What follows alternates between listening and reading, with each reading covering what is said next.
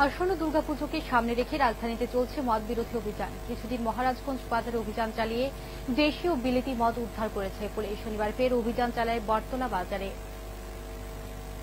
সামনে দুর্গাপূজা, আসন্ন দুর্গাপূজাকে কেন্দ্র করে রাজ্যের বিভিন্ন জায়গায় পাশাপাশি রাজধানী আগরতলার বিভিন্ন বাজারে দেশি এবং বিদেশি মদের রমরমা ব্যবসা চলছে।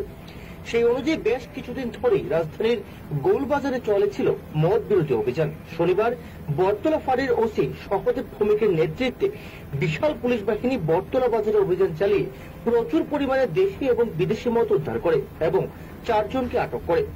বটতলা ফাঁড়ির ওসি জানায়, সামনে পূজাকে কেন্দ্র করে এই অভিযান আগেও ছিল এবং আগামী দিনেও জারি থাকবে। তবে প্রশ্ন হচ্ছে, কিছু কিছু নেশা কারবারিদের জন্য মুখ্যমন্ত্রীর নেশা মুক্ত ত্রিপুরা গড়ার স্বপ্ন আদৌ কি পূরণ হবে, এটাই এখন দেখার বিষয়। অভিযান হলো সামনে দুর্গাপূজা উপলক্ষে অভিযান চলছে এবং দুর্গাপূজা যাতে সুন্দরভাবে করা যায় এবং মদ বিরোধী অভিযান তো সবসময় চলছে, স্পেশালভাবে এখন চলছে, পূজাটা সুন্দরভাবে করাইতে পারে। অভিযানের নেতৃত্বে কে ছিল আপনারা? অভিযানের নেতৃত্বে আমি ছিলাম, আমার সেকেন্ড অফিসার সবাই ছিল, টিএসআর কি কি পেলেন অভিযানটা? বিভিন্ন ব্র্যান্ডের মাল আছে, বাংলা আছে, ইংলিশ আছে। অ্যারেস্ট করা হয়েছে কারোর? 4 জন অ্যারেস্ট করা হয়েছে।